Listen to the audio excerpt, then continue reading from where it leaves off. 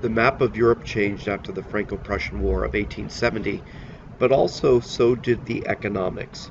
In 1880, France had 15.7% of Europe's population, but by 1900 that decreased to 9.7%. And after World War I, in 1920, France had a population of 41 million, while Germany had 65 million. Additionally, economically, France had been the strongest economic power on the continent of Europe. But by 1880, German production of steel, coal, and iron ore exceeded that of France. On the eve of World War I in 1913, France produced only 41 million tons of coal, while Germany produced 280 million, almost 7 times the same amount.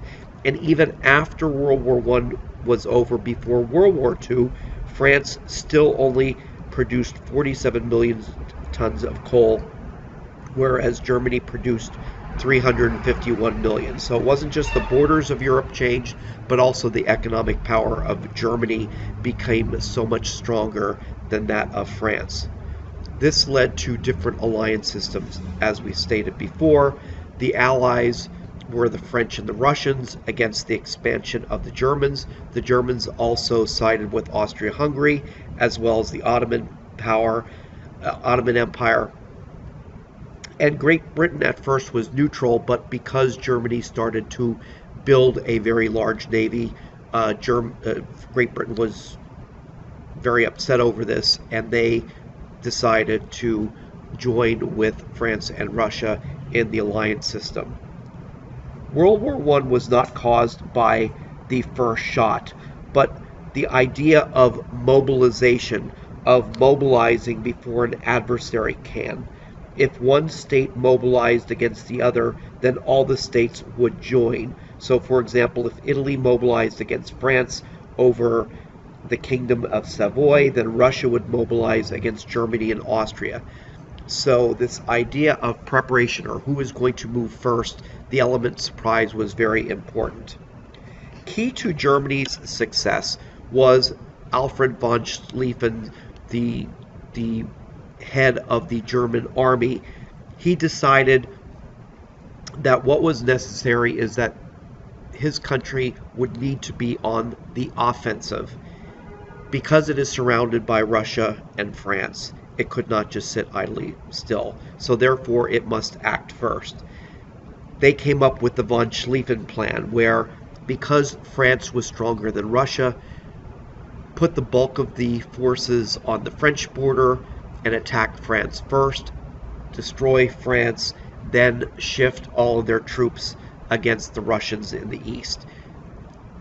However, if you look at this map, the border between Germany and France was fortified. The French had a lot of fortresses on the border, but just to the north is neutral Belgium. Belgium was neutral actually at this point, so the Germans had thought, if we invade through Belgium, they do not have any fortresses on the border. This way we can invade through Belgium and then swing down through France. So that was part of the von Schlieffen plan, to go through neutral Belgium, avoid the French fortresses, and then once France is defeated, then attack Russia. However, there will be a problem in 1914 with the von Schlieffen plan's mobilization ideas. This occurred in Bosnia, the capital city of Sarajevo. The Crown Prince of Austria-Hungary, the next in line to the succession of the throne, was Archduke Franz Ferdinand. He was assassinated in Bosnia in early 1914 by a Serbian nationalist. Serbia had an alliance system with the Russians. So Austria-Hungary started to mobilize its forces to declare war against Serbia. This caused the Russians to mobilize their forces not only against Austria-Hungary, but also against Germany. This is not what the Germans had expected. Again, the Germans thought it was going to take the Russians a long time to mobilize. They wanted to concentrate on France first. So this, again, complicated the von Schlieffen Plan for the Germans. The result of this, even though the powder keg started in Sarajevo, Bosnia, the Germans, because of the von Schlieffen Plan, had to mobilize very quickly, so they would actually start World War I by invading Belgium on August 4th, 1914. Again, Belgium had nothing to do with this, but this was all because of mobilization. And it was believed by all the different countries in Europe that World War I would be very short, that everyone started to get these massive pieces of artillery and they could mobilize very quickly. However, everyone had the same type of weapons, and this quickly became a rout in that nobody could conquer the other, and it led to trench warfare and horrific losses by both sides. In 1914, the Germans came very close to taking Paris, but stalled just outside of Paris. That is the Battle of Marne. And again, the front became stationary for a couple of years. By 1916, the British tried to break through, and this was known as the Battle of the Somme.